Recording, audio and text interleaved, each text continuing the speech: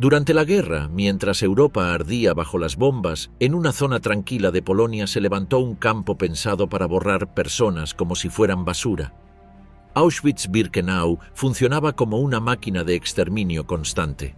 Detrás de los alambres, todo estaba montado para destruir a quien llegara. Los trenes descargaban miles cada día. En minutos, la mitad era llevada al gas. La otra mitad recibía un número, perdía su ropa, su pelo, su nombre, y pasaba a vivir bajo gritos, golpes y miedo. Las cámaras seguían funcionando sin parar y los hornos ardían todo el día. Los prisioneros arrastraban cuerpos mientras limpiaban los restos de la muerte. Los niños quedaban para los experimentos. Los adultos trabajaban hasta derrumbarse. El hambre y el frío se sumaban a las infecciones y los castigos. Nadie podía pensar, hablar ni recordar quién era. Morir se volvía parte de la rutina. Auschwitz no fue un accidente. Lo pensaron así. Cada espacio ayudaba a borrar lo humano y cada día era igual de cruel. ¿Qué quedaba de una persona después de pasar 24 horas en Auschwitz? Llegada y selección, la línea que divide la vida y la muerte. Entre los años 1942 y 1944, los nazis trasladaron en trenes de carga a más de 1 millón de personas al complejo Auschwitz-Birkenau. La gran mayoría eran judíos de toda Europa, pero también había gitanos, prisioneros políticos, soviéticos capturados, homosexuales y otras víctimas del régimen. Venían desde ciudades ocupadas, guetos o campos temporales. Habían sido arrestados por la policía alemana, las SS o fuerzas colaboradoras. Muchos pensaban que iban a trabajar. Al llegar, los esperaba una decisión inmediata y sin retorno. El tren se detuvo tras una marcha de varios días. El vagón estaba tan lleno que nadie podía sentarse. Las puertas se abrieron bruscamente. Algunos pensaron que había llegado el momento de salir, pero aún tardaron varios minutos en bajar. Las voces en un idioma extraño, los gritos y los empujones marcaban el inicio. Bajaron uno por uno. Había luz artificial y un fuerte olor a humo. Soldados uniformados, con perros y armas, les ordenaban avanzar en fila. Nadie sabía dónde estaban, pero varios prisioneros con ropa a rayas les gritaban que caminaran deprisa. El suelo era de grava y algunos tropezaban al bajar. Las mujeres ayudaban a los niños pequeños. Los hombres mayores cargaban maletas. Los gritos eran constantes. A pocos metros, varios oficiales SS revisaban a cada persona con solo mirarlos. Uno de ellos levantaba el brazo para señalar izquierda o derecha. Nadie entendía lo que pasaba. Los soldados separaban rápidamente a los hombres de las mujeres. Las madres que intentaban quedarse con sus hijos eran apartadas por la fuerza. Los ancianos iban a un lado, los jóvenes a otro. Las filas se dividían sin explicación. Algunos intentaban preguntar, pero no recibían respuesta. Las mujeres eran llevadas por un camino, los hombres por otro. Los más débiles quedaban detrás. Un hombre de bata blanca revisaba a cada uno con una mirada breve. Con solo ver el estado físico, decidía el destino. Si el cuerpo parecía fuerte, levantaba el brazo a la derecha. Si el aspecto era frágil, señalaba a la izquierda. Un joven de 17 años fue enviado con los adultos. Un hombre de 40 años, por tener un leve temblor en la pierna, fue enviado en dirección contraria. Nadie sabía que esa pequeña señal marcaba la diferencia entre trabajar o morir. Las decisiones se tomaban en segundos. Los oficiales tenían órdenes claras. No preguntaban, solo miraban y decidían. Una mujer embarazada intentó seguir a su esposo. Fue empujada hacia la fila de las mujeres con niños. Otro hombre pidió ir con su padre anciano. Le golpearon el rostro con la culata de un fusil. Las separaciones eran definitivas. No existía posibilidad de cambiar de grupo. A quien insistía, lo sacaban de la fila y lo arrastraban al suelo. El médico al mando era preciso. Su gesto era firme. La línea de separación se volvía un filtro. Del lado derecho, la gente destinada a trabajos forzados. Del lado izquierdo, los que serían enviados a otro lugar sin saber qué era la muerte. Los prisioneros recién llegados no entendían qué significaba cada lado. Creían que todos iban al mismo sitio. Las madres con bebés eran dirigidas directamente a la izquierda, los ancianos también. Los heridos o enfermos no pasaban el corte. Nadie explicaba nada. Algunos intentaban hablar, ofrecer su profesión, mostrar documentos, nada servía. Las decisiones no se revertían, el lenguaje de gestos y empujones era el único permitido. Una fila de mujeres jóvenes pasó por la selección. Algunas eran enviadas al grupo derecho, las que tenían aspecto cansado, al izquierdo. Entre ellas, una maestra intentó sostener a su sobrina pequeña.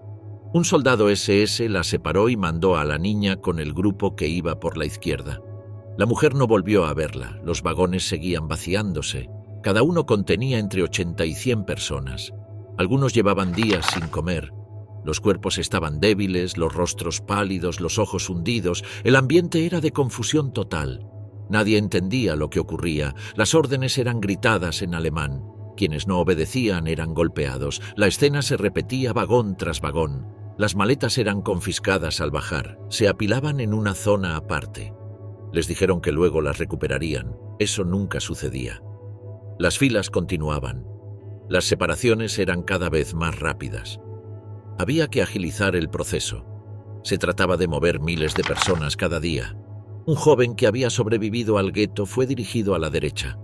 Su padre, enfermo, fue enviado a la izquierda. Intentó alcanzarlo, pero fue detenido por 2 soldados. Lo lanzaron al suelo y lo dejaron sangrando. Lo levantaron a golpes y lo devolvieron a la fila de los aptos para el trabajo. Lloraba, pero debía avanzar. Las mujeres con hijos pequeños eran separadas primero. Se les decía que irían a un lugar especial. Las engañaban. Caminaban juntas, en silencio, creyendo que las reunirían con sus familiares. En realidad ya no volverían a ser vistas. El orden de llegada marcaba la velocidad del proceso. Un hombre con gafas pidió seguir a su esposa.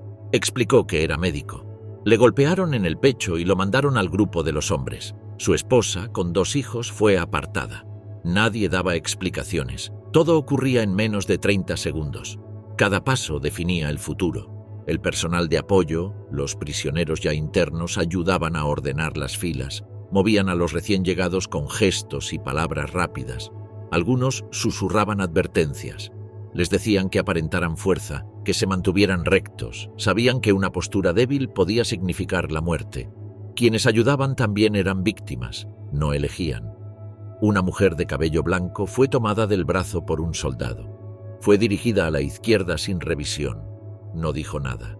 Caminó en silencio. Una niña que venía sola fue empujada al grupo de mujeres. Lloraba. Nadie la consolaba. El caos era absoluto, pero el proceso seguía siendo metódico. El tren estaba vacío, pero la selección continuaba. Los oficiales anotaban números, los médicos revisaban cada rostro. Las filas se reducían. Los soldados daban órdenes a gritos. El lugar estaba rodeado de alambre. Se escuchaban ladridos. El humo seguía saliendo de una gran chimenea. Nadie preguntaba por qué. Un joven que había fingido tener más edad logró pasar a la fila derecha.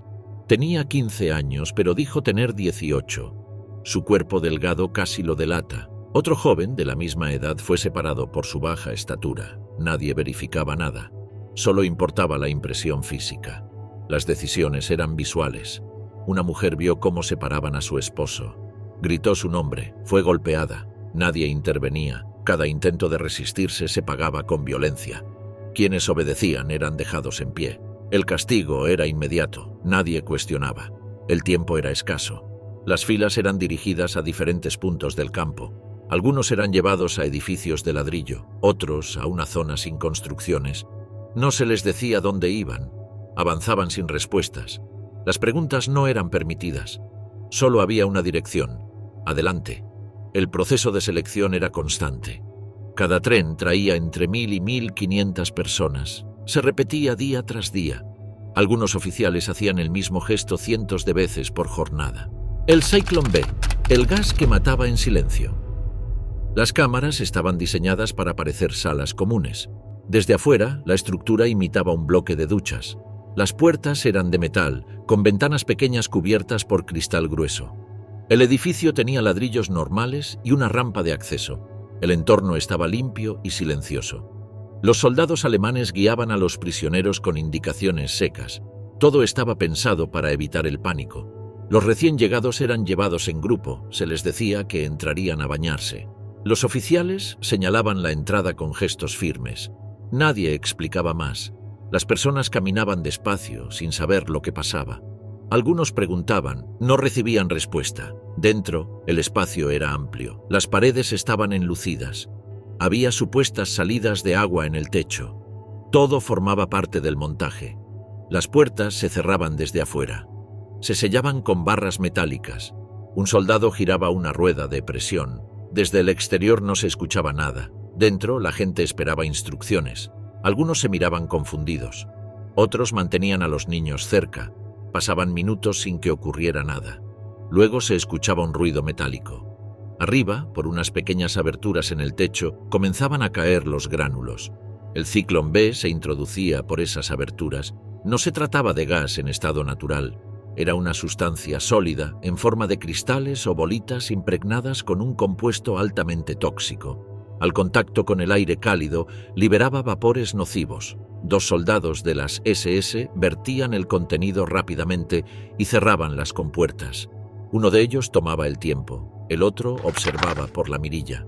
En menos de un minuto las personas comenzaban a respirar con dificultad.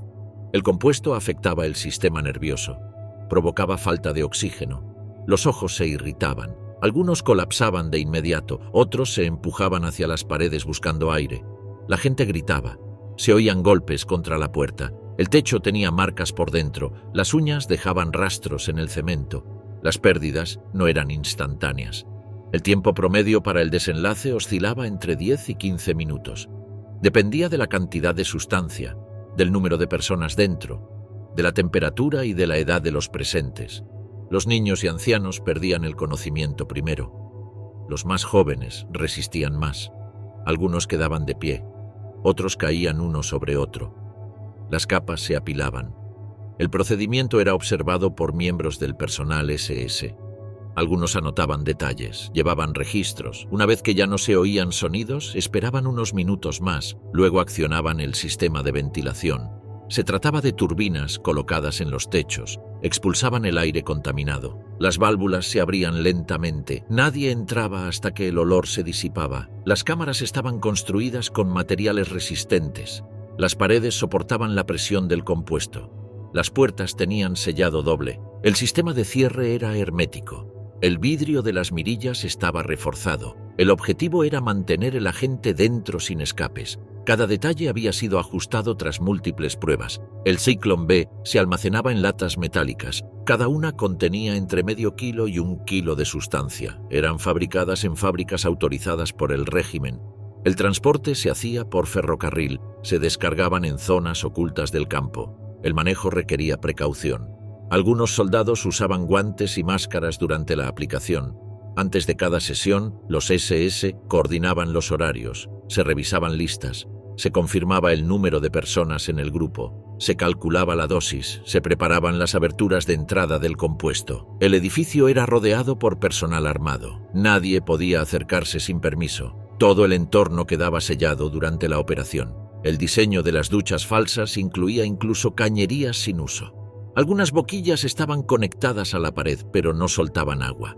Era parte del engaño. En ocasiones se les daba jabón a los prisioneros. Se les pedía dejar la ropa ordenada. Se les decía que la recuperarían después del baño. Todo estaba orientado a evitar el pánico antes del cierre. El lugar tenía un sistema de iluminación artificial. La luz permanecía encendida todo el tiempo. Las cámaras no tenían ventanas al exterior. Las paredes no tenían marcas visibles. Cada detalle buscaba mantener la ilusión de una instalación sanitaria. A veces, incluso se colgaban toalleros o instrucciones falsas en las paredes.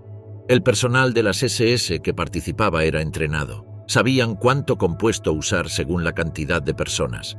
Algunos habían participado en operaciones previas en otras instalaciones. Había oficiales asignados solo a este tipo de tarea. Eran conocidos por su eficiencia. No hablaban con los prisioneros, solo ejecutaban el procedimiento. Tras cada uso, las cámaras debían ser ventiladas durante varios minutos. Se controlaba la apertura de las puertas, se usaban máscaras de protección. Se hacía una inspección visual antes de permitir el acceso del siguiente grupo de personal. El procedimiento era metódico. El margen de error era mínimo. Cada sesión estaba registrada. Los horarios de uso variaban según la cantidad de trenes que llegaban. En jornadas de máxima actividad se realizaban varias sesiones por día. El agente era introducido con rapidez. El proceso se repetía sin interrupción. Los oficiales recibían órdenes claras. El sistema estaba automatizado hasta donde era posible. Los testimonios de quienes observaron el proceso desde fuera mencionan el silencio inicial, luego describen los gritos, los golpes, el sonido de la desesperación. Desde el exterior, algunos miembros del campo escuchaban lo que ocurría. No podían intervenir. Sabían lo que significaba el cierre de la puerta. El tiempo de espera era exacto. Las cámaras más grandes podían contener hasta 1.500 personas. Otras, de menor tamaño, se usaban para grupos más pequeños. La distribución de los espacios estaba pensada para maximizar la efectividad del compuesto. La altura del techo, la posición de las aberturas, la dirección de ventilación, todo estaba calculado. Las primeras pruebas se realizaron con prisioneros de guerra soviéticos. Luego, el método fue adaptado para grandes grupos. El Zyklon B se consideró más eficiente que otros sistemas usados anteriormente. No requería maquinaria compleja. Era fácil de transportar. Provocaba la muerte en pocos minutos. No dejaba señales visibles desde fuera. La participación de los SS se limitaba al cierre, conteo, introducción de la gente y ventilación. No ingresaban durante el proceso. Observaban desde las mirillas, cronometraban el tiempo. Llevaban registros en papel. Algunos tomaban notas, otros se limitaban a dar la señal de fin. Su función era técnica y directa. Los depósitos del Zyklon B estaban protegidos. Solo algunos oficiales podían acceder. El suministro era constante, se almacenaba en condiciones especiales, había controles de seguridad, cada lata usada era registrada, se contabilizaba el consumo diario, se realizaban pedidos periódicos. La logística era parte esencial del sistema. El entrenamiento para manejar el Zyklon B era específico. Incluía indicaciones sobre cómo abrir las latas, cómo verter el contenido y cómo actuar en caso de fuga. Se hacían simulacros. Los errores eran sancionados. La disciplina era estricta. El manejo del compuesto estaba a cargo de personal seleccionado. El proceso completo, desde el ingreso del grupo hasta la retirada de la gente, duraba entre 40 y 60 minutos. La limpieza posterior tomaba más tiempo, pero no formaba parte de esta fase. El sistema era constante. El objetivo: mantener el flujo sin interrupciones. Una vez terminado el uso, se dejaban las cámaras listas para la siguiente tanda. Se cerraban las aberturas, se revisaban los sellos, se colocaban nuevas latas en reserva. La rutina era continua. El espacio debía estar siempre disponible.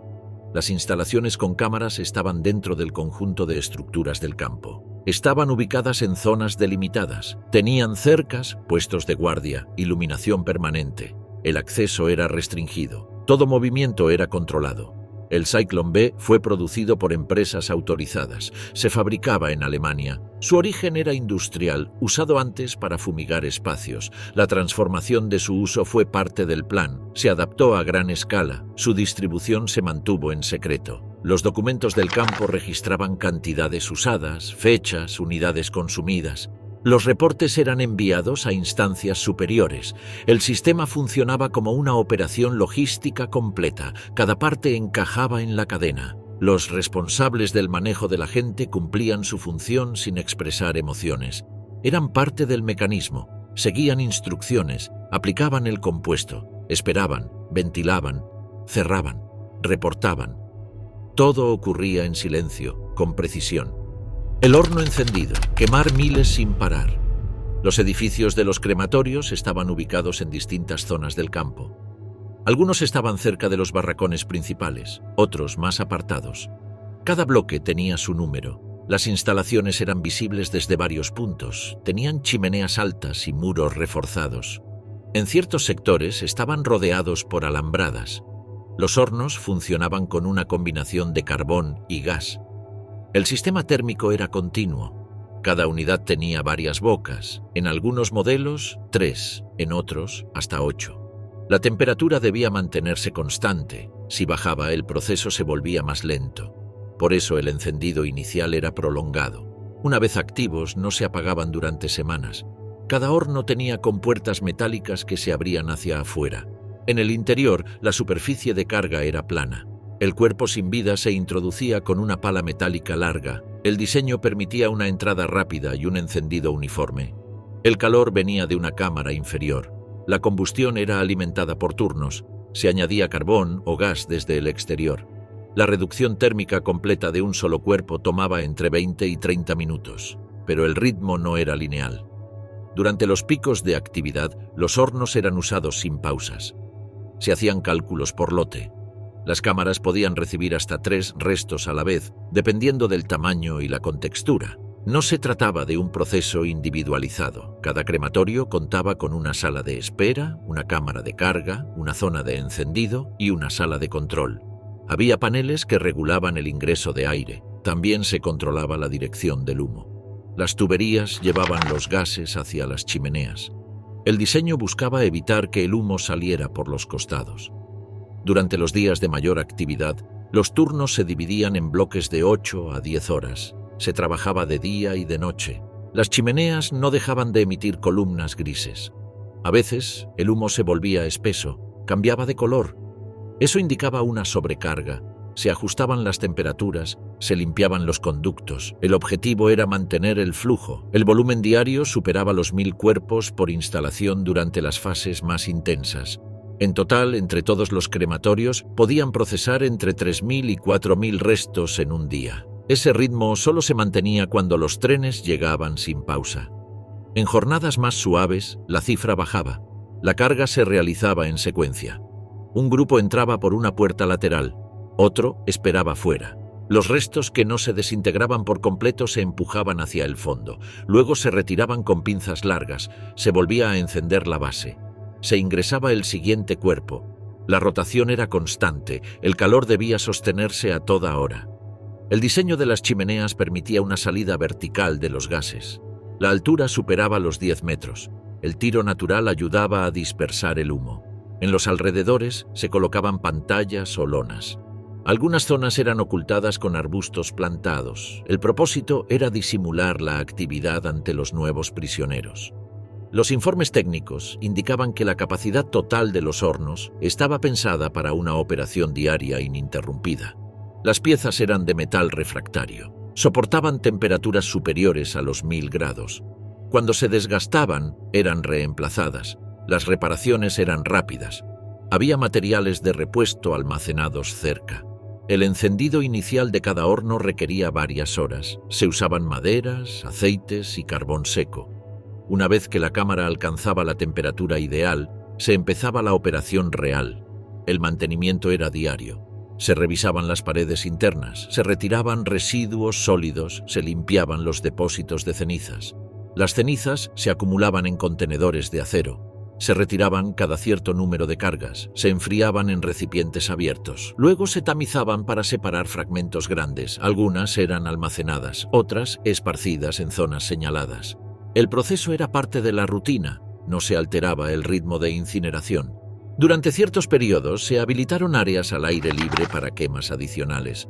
Cuando los hornos colapsaban por exceso de actividad, se cavaban zanjas donde se realizaban incineraciones con madera y combustible líquido. El calor era visible a cientos de metros, el humo lo cubría todo. Era una medida temporal, usada solo en situaciones extremas. Los registros del campo incluían notas sobre el consumo de combustible, número de cargas y tiempos estimados. Cada crematorio llevaba su propio control, se anotaban las horas de encendido, las pausas, los cambios de temperatura. Los informes eran enviados a la administración central. Había revisiones periódicas. El control del olor era mínimo. En ciertas zonas el viento arrastraba el humo hacia los barracones. Algunos días el aire era irrespirable. Se distribuían máscaras en los sectores cercanos o se cerraban ventanas. La presencia constante del humo era parte del ambiente del campo. Los hornos eran fabricados por empresas alemanas. Algunas marcas eran conocidas en el ámbito industrial. Los modelos habían sido adaptados para uso intensivo. Se diseñaron para durar. El acero interno era grueso. Las puertas tenían doble cierre. Las bisagras eran reforzadas. El manejo del fuego requería conocimientos básicos de combustión. Se regulaba el ingreso de oxígeno con palancas. El carbón se alimentaba por compartimientos laterales, el gas por tubos conectados a depósitos externos. Cada componente estaba protegido, se hacían inspecciones visuales constantes. Durante el funcionamiento, el interior de la cámara alcanzaba temperaturas superiores a los 1200 grados. Los restos se convertían en polvo en menos de media hora. Algunos fragmentos óseos no se desintegraban.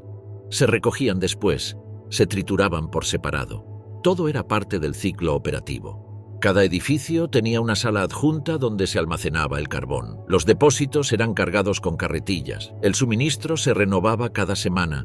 El gas llegaba en cilindros sellados. Se colocaban en zonas ventiladas. Había protocolos de seguridad mínimos. Las fugas eran raras.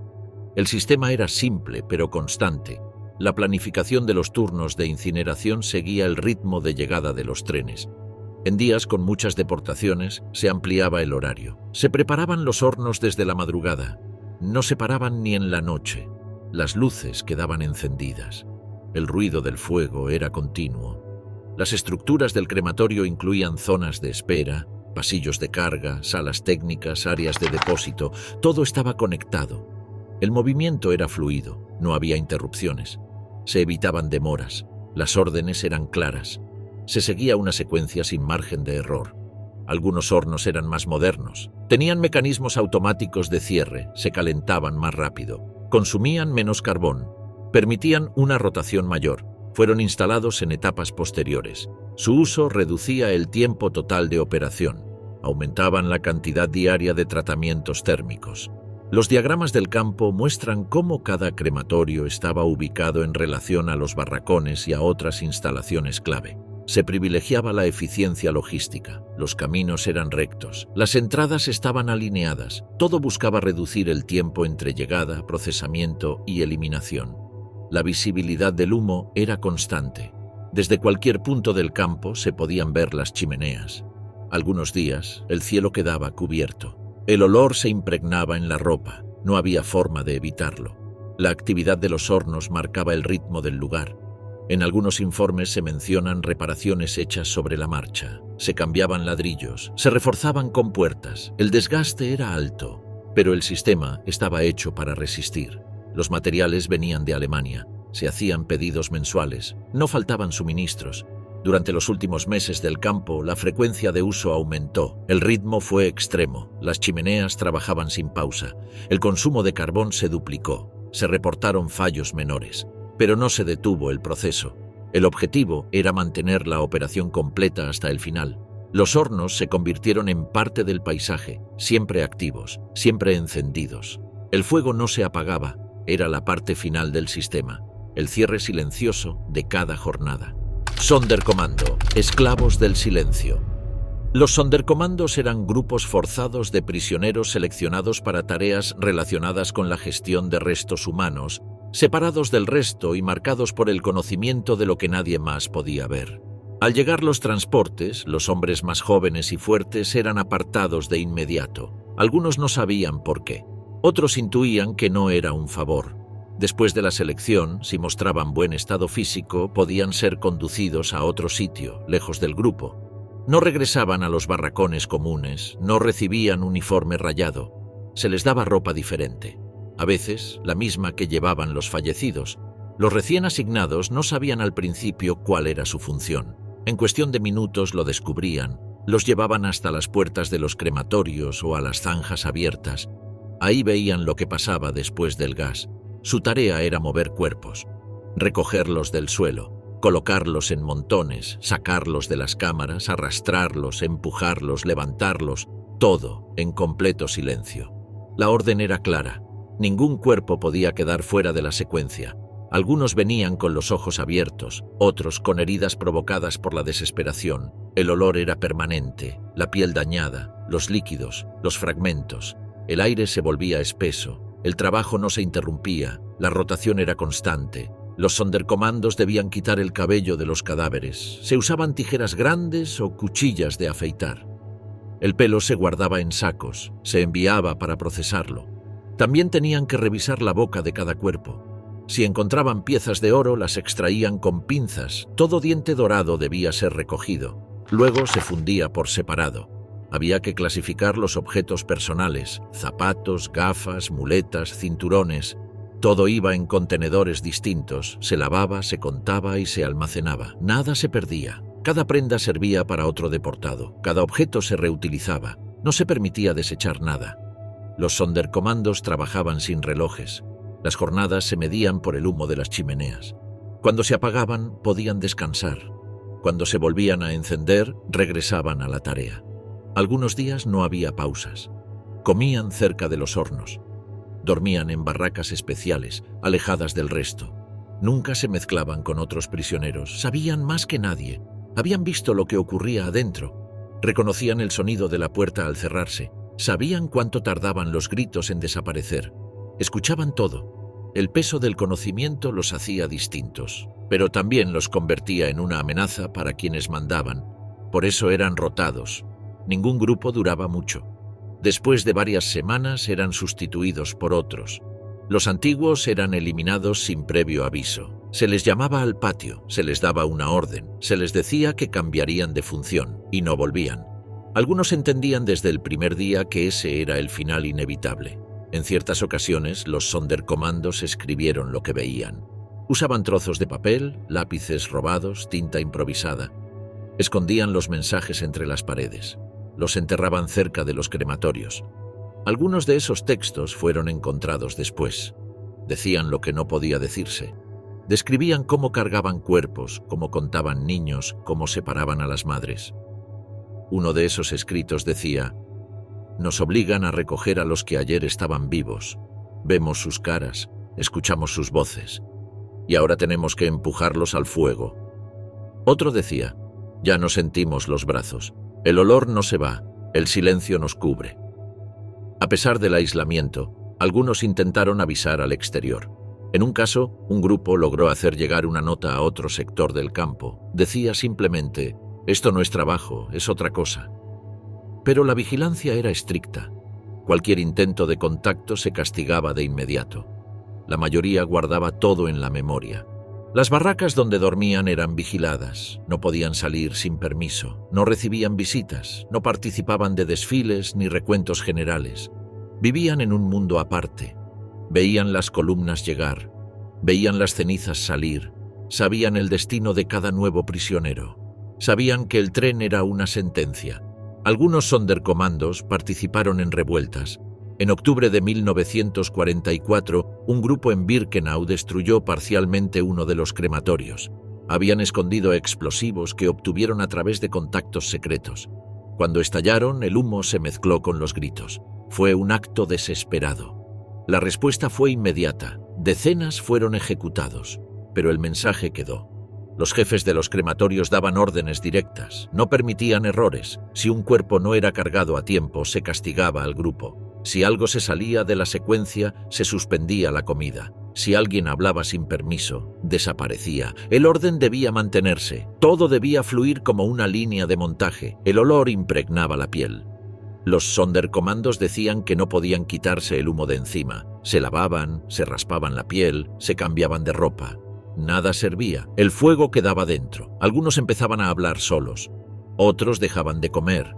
Algunos se ofrecían para trabajos más duros, esperando terminar antes. El paso de los días borraba la noción del tiempo. Un Sonderkommando que sobrevivió escribió: «No sé cuántas semanas estuve. Solo sé que vi la misma cara 100 veces y luego la vi arder». Otro dijo: «Cada mañana era igual, solo cambiaban los cuerpos». Los más nuevos seguían las órdenes de los que ya llevaban tiempo. Se les explicaba todo en minutos: cómo agarrar, cómo cargar, cómo empujar. No había entrenamiento, solo ejemplos. La mirada de uno bastaba para que el otro entendiera. Nadie hablaba mucho. No había preguntas, solo acciones. Los turnos eran extensos. Algunos trabajaban más de 12 horas seguidas. Al terminar, comían pan seco, sopa aguada y dormían en literas estrechas. No tenían derecho a escribir cartas. No recibían paquetes. No formaban parte de la estructura regular del campo. Eran invisibles para los demás. En ocasiones, los Sonderkommandos se encontraban entre los cuerpos a conocidos. Hermanos, primos, vecinos. Tenían que actuar igual. No se les permitía detenerse. Si flaqueaban, eran sustituidos en ese instante. Algunos apretaban los dientes. Otros miraban hacia otro lado. Pero todos seguían. No había elección. Cuando un grupo era eliminado, otro tomaba su lugar. El ciclo se repetía. Siempre había recién llegados que podían cumplir la función. Se seleccionaban por fuerza, por edad, por obediencia, nunca por voluntad. Ninguno pedía estar ahí, pero todos sabían que negarse significaba morir. Los testimonios que sobrevivieron son escasos. Muchos fueron escritos con miedo, otros de memoria. Algunos relatan solo números, otros escenas. Uno decía: vi 1000 en un día, escuché 1000 gritos y al final 1000 silencios. Otro: cuando arrojé al último supe que pronto me tocaría. El aislamiento no era solo físico, también era mental. Los Sonderkommandos no tenían con quién hablar, no podían compartir lo que sabían, vivían con imágenes que no se borraban, dormían sabiendo que al despertar verían lo mismo. Algunos dejaron de hablar por completo, otros murieron en silencio. Los alemanes controlaban cada paso, sabían que esos prisioneros eran testigos clave. Por eso nunca duraban mucho. La eliminación sistemática era parte del protocolo. Al final de cada ciclo se borraba todo. Se pintaban paredes, se limpiaban suelos, se comenzaba de nuevo. Uno de los últimos testimonios decía: nos prometieron que si hacíamos el trabajo, viviríamos, pero sabíamos que era mentira. Otro: el fuego se apagó un día, pero dentro de mí sigue encendido. Ese era el Sonderkommando, el grupo que vio todo, que no pudo hablar, que vivió entre llamas y cenizas y que dejó enterradas bajo tierra las palabras que otros no querían escuchar. El consultorio del horror, Mengele y los niños. Al llegar los trenes a Auschwitz, los gemelos, los niños pequeños y las embarazadas eran apartados del resto. Josef Mengele los seleccionaba en la misma rampa, observando detalles físicos al instante. Llevaba uniforme limpio, cabello peinado, botas brillantes. Con sonrisa fija preguntaba a los prisioneros si eran gemelos, cuántos años tenían o si había algún embarazo. Los que cumplían su criterio eran enviados a la barraca especial. Los gemelos eran el objetivo principal. Mengele quería entender los secretos de la herencia, de la sangre, de la reproducción. Estaba obsesionado con descifrar cómo crear generaciones perfectas. Registraba cada caso con cuidado: fecha de llegada, características físicas, historial familiar. Los archivos estaban ordenados por edad, estatura, color de ojos, tipo de cabello. El trato con los niños era ambiguo. Algunos lo recordaban dándoles caramelos, cuidando su higiene, hablando con voz amable. Otros lo veían como un hombre sin emociones que los medía y los pinchaba sin aviso. En ocasiones les llevaba ropa limpia o los visitaba en la barraca para observar su estado. Su rostro era recordado como parte del ritual antes del daño. En el laboratorio, los gemelos eran sometidos a pruebas repetidas. Les medían el cráneo con reglas especiales, comparaban la forma de los dientes, las proporciones del rostro, la densidad de los huesos. Se les retiraban muestras de sangre cada semana, de ambos, en la misma cantidad. Si uno enfermaba, el otro era eliminado para comparación directa. El procedimiento incluía una inspección interna simultánea. Las intervenciones se realizaban sin alivio. Se aplicaban procedimientos invasivos sobre el cuerpo, con extracción de órganos y mutilaciones sin anestesia. También se utilizaban sustancias nocivas para provocar reacciones, soluciones salinas, benceno, cloroformo. Algunos niños eran expuestos deliberadamente a enfermedades infecciosas para estudiar su evolución. Los síntomas se documentaban paso a paso sin tratamiento. A veces usaban a uno de los gemelos como control y al otro como experimento. Un niño sano veía perder la vida a su hermano lentamente. Otros eran atados en sillas para comparar resistencia al dolor. Les sumergían en agua helada, les quemaban la piel, les provocaban heridas deliberadas. Las embarazadas eran observadas desde el inicio. Mengele quería ver el desarrollo fetal, la herencia desde el útero. Se practicaban interrupciones forzadas del embarazo, aperturas corporales, extracción de partes reproductivas. Algunas mujeres perdían la vida por infecciones. Otras sobrevivían lesionadas de forma permanente. Ninguna salía ilesa. El entorno del laboratorio estaba controlado. Había ayudantes, escribientes, otros doctores subordinados. Mengele daba órdenes, decidía horarios, firmaba informes, se hacían dibujos, se tomaban fotografías, se guardaban muestras. Todo se documentaba con frialdad. La barraca de los gemelos estaba separada. Vivían juntos, comían lo mismo, tenían vigilancia constante. Sabían que eran distintos. Algunos niños contaban los pasos del doctor, sabían cuándo vendría. Había miedo, pero también resignación. Algunos esperaban vivir más tiempo por ser útiles. Otros solo contaban los cuerpos que faltaban cada semana. Cuando los experimentos terminaban, muchos eran retirados del grupo. Se les administraba una sustancia letal directamente en el cuerpo. Los cuerpos eran llevados al crematorio sin registro externo. Las inspecciones internas eran rápidas, sin ceremonia. Las pruebas eran archivadas. El siguiente grupo ya esperaba. Mengele nunca explicaba lo que buscaba. Quedaba claro por sus acciones, buscaba patrones, regularidades. Quedaba fascinado con similitudes genéticas, nunca mostró remordimiento. Para él eran datos, resultados, variables. Algunos testimonios sobrevivieron. Relataban voces, jeringas, mesas metálicas. Otros hablaban de hermanos que desaparecían sin aviso. Había quien recordaba el nombre de su gemelo como lo último que dijo antes de fallecer. El final de los experimentos no fue anunciado. Al acercarse los soviéticos, los archivos fueron destruidos, los laboratorios vaciados. Mengele escapó, dejando solo ruinas y restos de material. Ningún documento lo inculpó directamente. Los testigos contaron lo que vieron. Auschwitz guardó los restos de camillas oxidadas, jeringas sin punta, frascos vacíos. En esas salas, cientos de niños fueron intervenidos, inyectados, comparados, descartados. No buscaban curar, buscaban entender cómo diseñar la pureza. Ese consultorio no tuvo camas ni medicina, solo tuvo frialdad, silencio y miedo. Y en el centro de todo, el rostro impecable de Josef Mengele, que seguía tomando notas con la misma calma con la que saludaba al siguiente par de gemelos. Borrar al ser humano, rapado, número y obediencia. Nada más entrar al campo, los recién llegados eran llevados a una sala donde les ordenaban quitarse toda la ropa. Sin distinción de edad o sexo, quedaban completamente desnudos. Luego, uno por uno, pasaban por un espacio donde les afeitaban todo el cuerpo, cabeza, axilas, pubis. Les rasuraban con rapidez, sin cuidado, usando cuchillas que muchas veces provocaban cortes o infecciones. Después del rapado, venía el tatuaje. Los guardias tomaban una aguja gruesa y les marcaban un número en el brazo izquierdo. Esa serie se convertía en su nueva identidad. A partir de ese momento, los prisioneros dejaban de tener nombre. Ya no respondían a Pedro, Ana o David, solo al número que les asignaban. Si alguien decía su antiguo nombre, los castigaban o los ignoraban.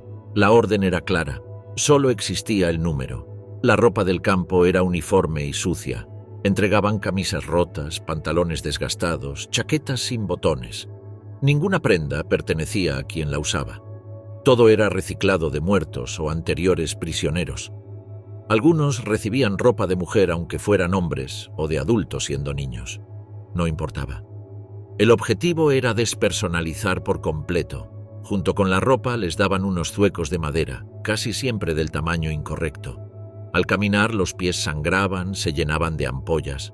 No les ofrecían vendajes ni tiempo para adaptarse. Tenían que aprender a moverse así desde el primer día. A muchos los trasladaban directamente a las barracas tras este proceso. En esos primeros pasos, la desorientación era total. Nadie explicaba nada. Nadie decía qué venía después. Algunos preguntaban, pero la mayoría guardaba silencio. Miraban a su alrededor, reconocían caras perdidas, sentían el frío sin ropa interior, sin identidad, sin nombre. Los guardias repetían frases que los reducían a objetos. Decían que eran números que debían obedecer, que ya no tenían pasado ni futuro. Las voces eran firmes, monótonas. El castigo por no adaptarse era inmediato. Golpes, gritos, aislamiento. El aislamiento psicológico comenzaba desde ese instante. En las barracas no se usaban nombres. Alguien preguntaba por el número tal. Nadie recordaba apodos ni historias anteriores. Lo único que importaba era seguir las órdenes, memorizar su número, no equivocarse al responder. Las mujeres vivían el mismo proceso. Eran desnudadas juntas, rapadas con violencia, tatuadas sin anestesia. Algunas lloraban, otras temblaban. Las más jóvenes miraban al suelo sin entender qué pasaba. Las mayores cerraban los ojos intentando resistir. Nadie ofrecía consuelo. El número quedaba para siempre. Incluso después de salir del campo, muchos sobrevivientes lo llevaban en el brazo como cicatriz imborrable, no por decisión propia, sino porque Auschwitz se lo había impuesto. Era una marca que decía: estuviste aquí, fuiste reducido, fuiste borrado. El cambio no terminaba ahí. La obediencia era obligatoria. El lenguaje corporal tenía que adaptarse. No podían levantar la cabeza al pasar frente a un SS. No podían hablar sin permiso. Debían formar filas rectas, moverse al mismo ritmo, dormir cuando se les decía, callar cuando se les gritaba. Todo formaba parte de ese primer impacto. No era solo físico, era un ataque directo a la mente. A partir de ese día, los prisioneros aprendían que el campo no quería cuerpos fuertes, quería mentes sometidas. El nombre ya no existía. El número dominaba. La noche del primer día caía sin explicaciones. Los nuevos no sabían qué vendría al amanecer, pero ya entendían una cosa. El campo empezaba borrando todo lo que eran. Trabajo sin descanso, esclavitud legalizada. Desde la madrugada los prisioneros eran obligados a formar filas al aire libre, sin importar la nieve, el viento o el barro. El conteo se hacía de pie, sin moverse, con la mirada al frente. Quienes se desplomaban eran apartados. Los que sobrevivían a ese inicio eran dirigidos a fábricas, talleres, minas o granjas bajo vigilancia armada. En muchos casos, ni siquiera sabían qué producirían ese día. Las tareas variaban según el lugar. Levantar piedras, empujar vagonetas, limpiar escombros, construir muros, cargar sacos, cavar zanjas, reparar vías. Los turnos se extendían más de 12 horas, sin pausas. Si alguien caminaba más lento o se detenía, recibía golpes con culatas, látigos o palos. El agotamiento se acumulaba a diario. La ropa no protegía del clima. Los zapatos eran suela y trapo. El barro congelado penetraba hasta los huesos.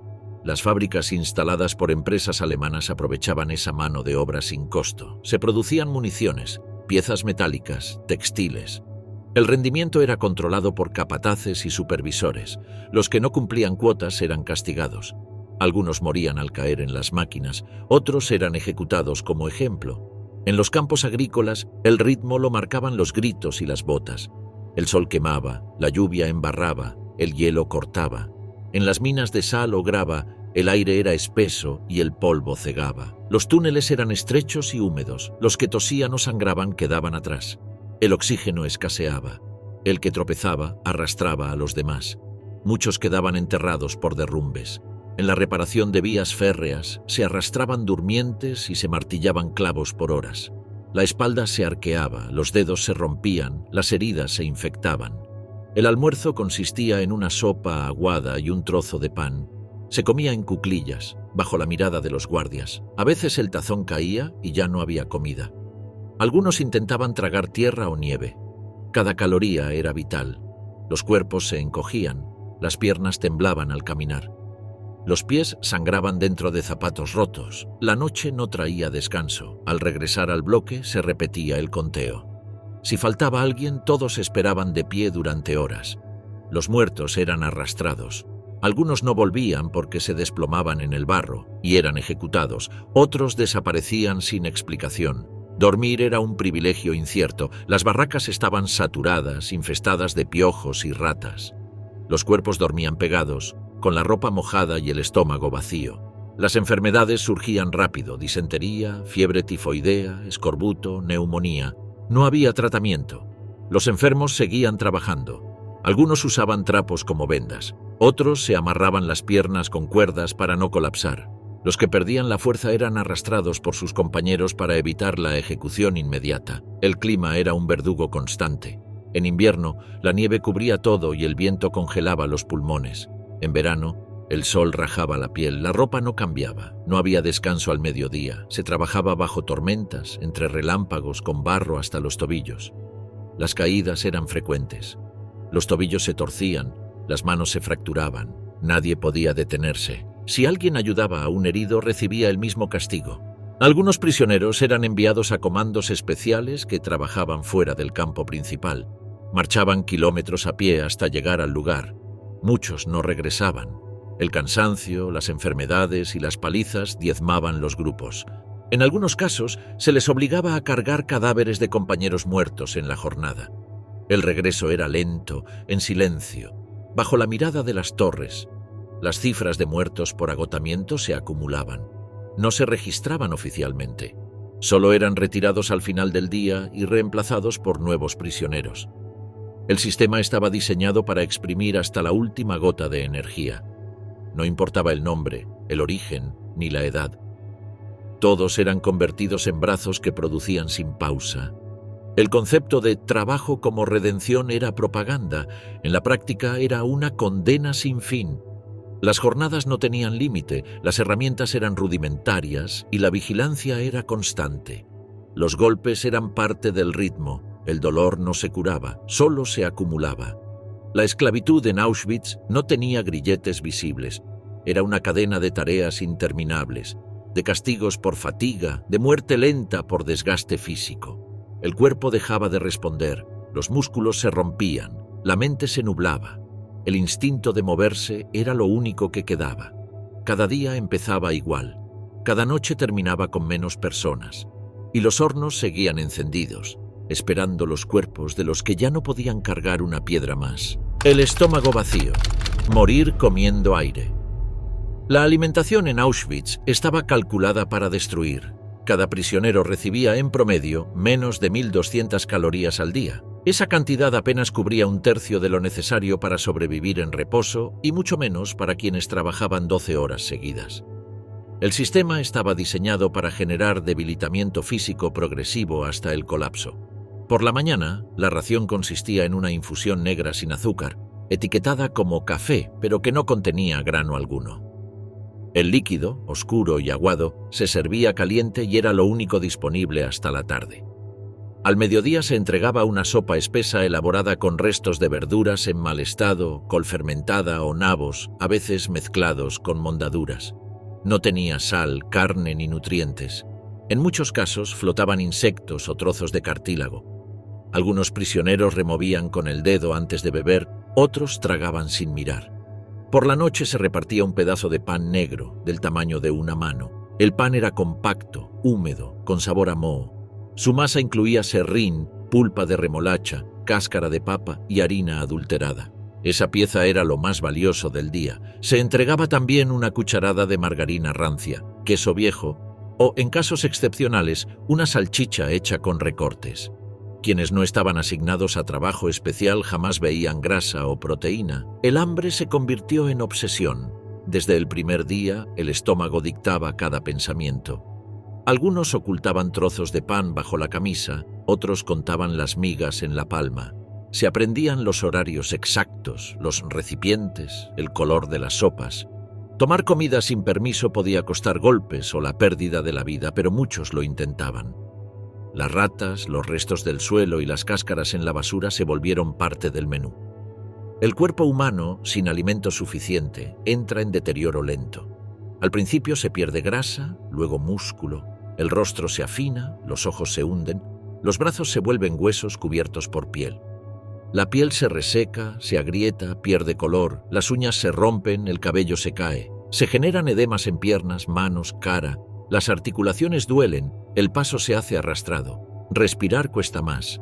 Hablar se vuelve un esfuerzo. Pensar se dificulta. La debilidad se convertía en sentencia. Si un prisionero tropezaba, no lograba incorporarse. Si se caía en la fila, perdía la comida. Si quedaba rezagado en el trabajo, recibía golpes. Si pedía descanso, era reemplazado por otro más fuerte. Los cuerpos se abandonaban en los barracones, temblando, sin energía para incorporarse. La delgadez extrema llevaba al colapso de órganos. El corazón latía lento, la temperatura corporal descendía. El fallecimiento ocurría mientras dormían, sin aviso. Muchos intentaron compensar la falta de comida con tierra, hierba, serrín o papel. Algunos masticaban cuero de sus zapatos. Otros lamían la escarcha de las ventanas para engañar el estómago. Las consecuencias eran graves: vómitos, diarreas, infecciones. El sistema digestivo colapsaba. El intestino sangraba. Las fiebres aparecían. Las náuseas eran constantes. La resistencia desaparecía. En los casos más extremos, se documentaron situaciones donde algunos prisioneros recurrieron a fragmentos recientes de restos humanos como única fuente posible de proteína. La necesidad física sobrepasaba cualquier límite. Tapaban la nariz, cerraban los ojos y tragaban con esfuerzo. El hambre anulaba toda capacidad de juicio. No se trataba de maldad, sino de instinto puro de supervivencia. Las enfermedades ligadas a la desnutrición se extendieron por todo el campo. El escorbuto dañaba las encías, hacía caer los dientes y provocaba hemorragias. La pelagra alteraba la piel con llagas abiertas. El beriberi inflamaba las piernas. La tuberculosis, el tifus y la disentería se multiplicaban en cuerpos debilitados. No existía tratamiento, ni posibilidad de reposo, ni expectativa alguna. El clima agravaba la situación. En invierno la comida se congelaba antes de llegar a los barracones. El pan se endurecía como piedra. La sopa quedaba sólida en los baldes. En verano la fermentación causaba olores insoportables. Las sopas olían a vinagre y el pan a humedad rancia. Nadie reclamaba. Cada bocado era vital. El reparto de comida no era justo. Los capos, los encargados y los prisioneros privilegiados accedían a porciones mayores. A veces robaban de los baldes antes de servir. Quienes no pertenecían a ese grupo recibían las sobras. Los niños comían lo que les dejaban sus padres. Las madres se privaban para dar un poco más a sus hijos. Los viejos eran ignorados. Si no podías comer por tu cuenta, nadie lo hacía por ti. Los testimonios hablaban de hombres que se volvían locos por un trozo de pan, de mujeres que lloraban frente a una sopa mal servida, de niños que guardaban un mendrugo para el día siguiente y lo encontraban robado, de cuerpos que se abrazaban sin fuerza solo para no perder la vida solos. El hambre era castigo continuo. No terminaba con la comida. Seguía después, dentro del cuerpo, en la mente. El campo tenía normas estrictas sobre el alimento. Comer fuera de hora era sancionable. Había inspecciones para buscar escondites. Se castigaba con golpes, aislamiento o pérdida de raciones. Algunos escondían migas dentro de la gorra, entre los calcetines, bajo la cama. Otros cavaban agujeros entre las tablas del barracón para ocultar pan. A veces lograban mantener una ración por más de un día, pero casi siempre eran descubiertos. Los médicos prisioneros registraron los efectos del hambre en cuadernos escondidos. Dibujaron esqueletos vivientes, órganos atrofiados, pulmones colapsados. Documentaron cómo el corazón reducía su tamaño, cómo el hígado se endurecía, cómo la médula dejaba de producir sangre. Cada informe mostraba cuerpos que habían dejado de ser cuerpos. Eran estructuras huecas. Las mujeres embarazadas no podían mantener el embarazo. El feto no recibía nutrientes. Muchas lo perdían en el primer mes. Otras daban a luz criaturas sin vida. Las que sobrevivían quedaban lesionadas de forma permanente. El hambre afectaba el sistema hormonal, cortaba la menstruación, destruía la fertilidad. No había nacimientos en Auschwitz, solo pérdidas espontáneas y partos sin futuro. Los guardias sabían lo que causaban, miraban sin intervenir. Algunos se burlaban, arrojaban trozos de comida al suelo para ver quién se lanzaba primero.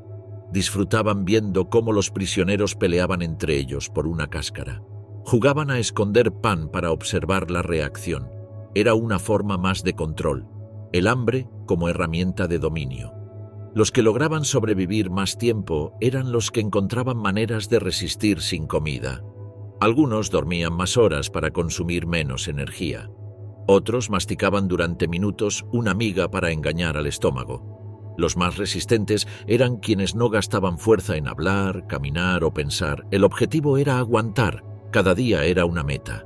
El olor corporal cambiaba. Los cuerpos hambrientos olían a ácido. El sudor se volvía agrio. La boca apestaba. La piel tenía un tono grisáceo. El aliento era metálico. Los dientes se aflojaban. Las encías sangraban. Las manos temblaban.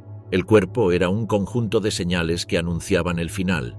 Algunos dibujos hechos por prisioneros mostraban figuras con estómagos abultados, costillas marcadas, ojos vacíos.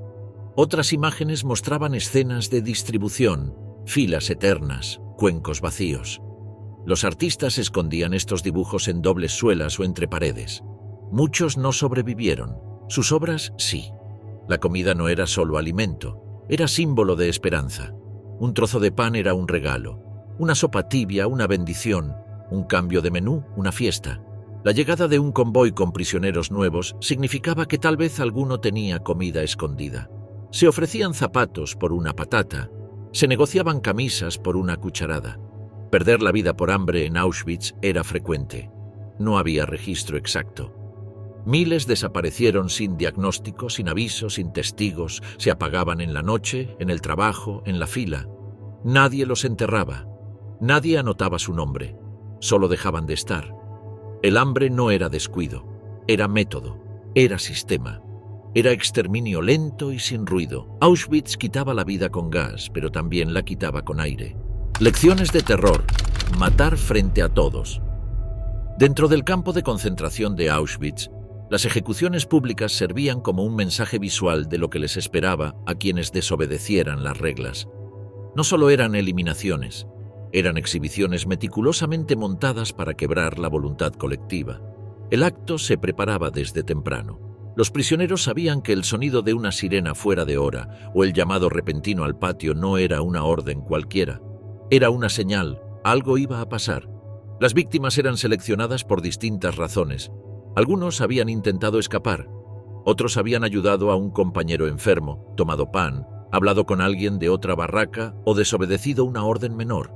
Bastaba con una sospecha. El castigo era ejemplarizante. No importaba la causa real. El mensaje era el mismo. Nadie podía desafiar la estructura del campo. Los SS organizaban todo. Elegían el lugar, montaban la soga, preparaban las armas. Los capos ayudaban a reunir a los reclusos. Los alineaban por bloques y les ordenaban quedarse en silencio. El patio se llenaba de cuerpos inmóviles. A veces, el evento coincidía con el cambio de turno para que más vigilantes presenciaran el castigo. La víctima era llevada al centro, escoltada por soldados, sin poder hablar ni resistirse. En ocasiones iba descalza, otras veces con la ropa rasgada. Ya había sido golpeada. El ejecutor solía ser un SS, pero también se obligaba a veces a otros prisioneros a cumplir el rol. En esos casos, los propios compañeros debían colocar la soga al cuello del sentenciado. La escena se repetía tantas veces que el procedimiento ya era parte de la rutina del campo. Algunos testigos recordaban cómo se alzaba el brazo del oficial que daba la señal. Después, el cuerpo quedaba suspendido, sin gritos. Solo el crujir de la cuerda. El fusilamiento también era común. Se alineaba a los prisioneros frente a una pared, marcando con tiza los puntos de impacto. Los tiradores se colocaban enfrente, con sus rifles listos. Se prohibía apartar la vista. Los prisioneros que presenciaban la ejecución no podían moverse ni llorar. La orden era clara: mirar y recordar. Esa imagen debía quedar grabada como advertencia. Los más castigados solían ser los polacos, los rusos capturados, algunos judíos que hablaban idiomas y hacían de intérpretes. Los testigos decían que los oficiales soltaban frases irónicas antes de disparar. Algunos se reían, otros solo daban la orden sin expresión alguna. Cuando el disparo era múltiple, el ruido rebotaba entre los bloques como una ráfaga seca. Luego venía el silencio, largo, espeso. Tras el acto, el cuerpo quedaba a la vista por horas. En ocasiones, se colgaba un cartel en el cuello del cadáver con una frase que explicaba la falta. Algunas decían ladrón, otras traidor, otras simplemente saboteador. La palabra importaba menos que el efecto. El cuerpo era el verdadero mensaje. Muchos prisioneros recordaban la primera vez que vieron una ejecución. Algunos intentaban cerrar los ojos. Otros contaban los segundos para no pensar. Había quienes vomitaban. Algunos eran obligados a limpiar la sangre. Las mujeres no quedaban fuera. En Birkenau también se realizaban estos castigos. Algunas madres eran forzadas a ver cómo se eliminaba a sus hijos. Otros hijos eran testigos de la pérdida de sus padres. Los capos jugaban un papel ambiguo. Algunos participaban por obediencia. Otros lo hacían con brutalidad voluntaria. Había quienes mostraban entusiasmo. Golpeaban al condenado antes de colgarlo, lo insultaban, lo escupían. Otros solo seguían la orden, con el rostro apagado. El miedo a convertirse en la próxima víctima era permanente. Un paso en falso y el capo también pasaba a ser ejemplo. Los oficiales alemanes veían todo como parte del orden del campo. No se trataba de justicia, era control. El objetivo no era sancionar una falta, sino garantizar la obediencia a través del terror. Cada ejecución reforzaba el poder de los SS. La eliminación se volvía parte del entorno. Algunos niños jugaban a adivinar si habría horca al día siguiente. Algunos adultos aprendían a caminar sin levantar la vista para evitar mostrar emociones. Había días en que los castigos eran masivos. En esas ocasiones, el patio se llenaba de cuerpos colgados en fila. Algunos quedaban suspendidos durante días, moviéndose con el viento. Otros eran retirados con rapidez, pero la imagen permanecía. Quienes sobrevivieron relataron que los sueños se llenaban de sogas y disparos, que la culpa de seguir con vida pesaba tanto como el miedo. En algunos casos, el ejecutado era obligado a cavar su propia tumba. Otros eran llevados al borde de una zanja ya abierta. Algunos quedaban con signos vitales tras los disparos, pero eran cubiertos igualmente con tierra sin verificación. Hubo momentos en que los prisioneros eran usados como blanco de tiro. Los SS apostaban por ver quién acertaba primero. Las víctimas no sabían que estaban participando en un juego. Una variante cruel fue la ejecución con grúa. El prisionero era suspendido por los brazos atados a la espalda. La presión dislocaba los hombros. No perdían la vida enseguida. A veces duraban minutos colgando así, con el cuerpo temblando. Los gritos eran ignorados. Nadie podía intervenir. Ese método se usaba cuando los oficiales querían dar un castigo más educativo. El miedo era el resultado buscado. Cada ejecución pública reconstruía la jerarquía del campo. Recordaba a todos que no había espacio para protestas. Los intentos de fuga disminuían luego de cada ejecución. Las conversaciones se volvían más cortas. El silencio crecía. Los recién llegados entendían rápidamente las reglas del lugar. No hacía falta explicar mucho. Bastaba con ver al ahorcado. Durante las inspecciones oficiales, las ejecuciones se detenían. El campo debía aparentar disciplina sin violencia, pero los visitantes frecuentes sabían que aquello era parte de una coreografía. Los días anteriores al arribo de inspectores, los patios se limpiaban, los cadáveres desaparecían, las horcas se desmontaban. Una vez se iban, todo regresaba. Algunos prisioneros trataban de enterrar las imágenes. Otros, al contrario, escribían en trozos de papel lo que habían visto. Escondían testimonios en las paredes, entre piedras, bajo la paja. Querían que alguien supiera lo que pasaba. Que esas pérdidas no quedaran como actos anónimos. Esos relatos ayudaron más tarde a reconstruir lo que significaba vivir bajo amenaza constante. Cuando el Ejército Rojo se acercó al campo, los documentos oficiales se destruyeron. Pero las historias no. En los juicios de posguerra varios testigos relataron esas escenas. Algunos antiguos capos fueron interrogados. Algunos oficiales reconocieron su rol en las ejecuciones. Otros lo negaron todo. Las fotos, los escritos ocultos y los testimonios orales fueron piezas clave para entender la lógica del terror. Auschwitz no fue solo gas ni hornos, fue también una escuela de miedo constante, una maquinaria donde la muerte no se ocultaba, se mostraba, se usaba, se repetía hasta que mirar un cuerpo colgado dejó de impresionar, porque en ese patio el miedo era parte del diseño. El bloque 11, morir encerrado. El edificio conocido como Bloque 11 estaba dentro del campo principal. Desde afuera se veía como otra construcción de ladrillo, pero por dentro era distinto a todo lo demás. Sus ventanas tenían rejas gruesas y estaban selladas con maderas.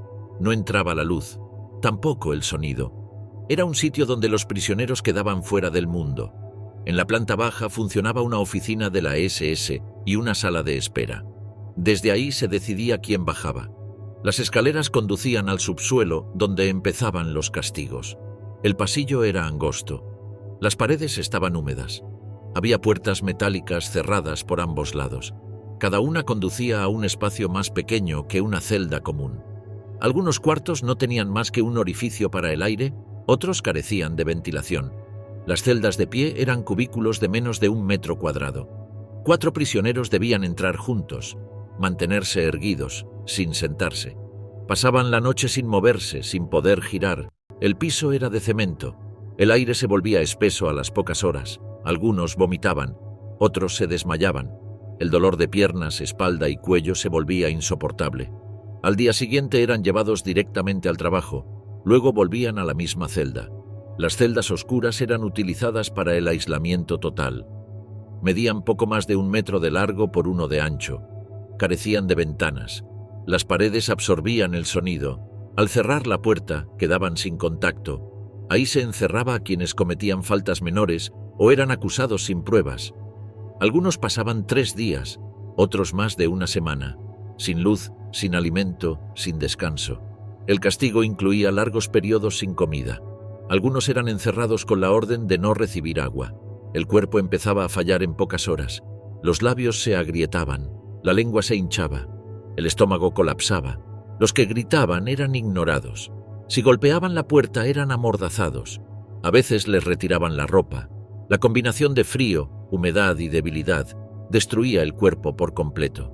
El suelo de las celdas estaba manchado. Había restos de sangre seca, uñas rotas, dientes sueltos. En algunos casos, los prisioneros perdían el control intestinal. Dormían de pie o en cuclillas, apoyados contra los muros. Las alucinaciones aparecían al segundo día. Escuchaban pasos, voces, animales. Hablaban solos. Muchos dejaban de responder cuando eran llamados. Algunos perdían la vida en silencio, en posición fetal. Los castigos eran decididos por los oficiales de campo. Los capos solo cumplían las órdenes. Nadie explicaba cuánto tiempo debía durar el encierro. A veces abrían la puerta y sacaban a los que seguían con vida. Otras solo entraban con una camilla de madera. El cuerpo era arrastrado por el pasillo, no se entregaba a familiares, no se hacía registro. Se sumaba a la lista general de fallecidos sin causa. Las inspecciones al bloque se hacían de noche. Oficiales de mayor rango bajaban con linternas, revisaban el estado de las paredes, los cerrojos, el estado del aire, se aseguraban de que los prisioneros no pudieran oír lo que ocurría arriba. Era un espacio cerrado para castigo interno, diseñado para quebrar al individuo sin dejar marca visible en el exterior. Había un pequeño cuarto para tormento físico directo. Se usaban cinturones, palos, mangueras. A veces se les hacía mantener una posición durante horas. Si caían al suelo, los golpeaban hasta que volvieran a pararse. Había prisioneros obligados a sostener ladrillos con los brazos extendidos. Otros eran colgados por las muñecas en ganchos fijados al techo. Después del castigo, no todos volvían a sus barracas. Algunos eran trasladados a la enfermería, otros directamente al crematorio. No había registros, solo el recuerdo de los que compartieron celda. Las historias se repetían: ojos sin brillo, pies hinchados, heridas infectadas. El bloque 11 quedaba en silencio una vez que la puerta se cerraba. Nadie quería ser llevado ahí. Bastaba con verlo para entender el terror que generaba. No hacía falta gritar, bastaba con el silencio. Bastaba con el sonido metálico de una cerradura. Bastaba con la respiración agitada detrás de una puerta sin nombre. Auschwitz operó así cada día. Llegaban trenes, se seleccionaban prisioneros, se ejecutaban órdenes. El gas, el hambre, los castigos y los trabajos se repartían por turnos. Los niños pasaban por mesas, los adultos por filas. Nadie sabía si vería el día siguiente. No hubo pausas ni excepción. Todo estaba hecho para aplastar sin dejar rastros. Ese fue el ritmo real del campo.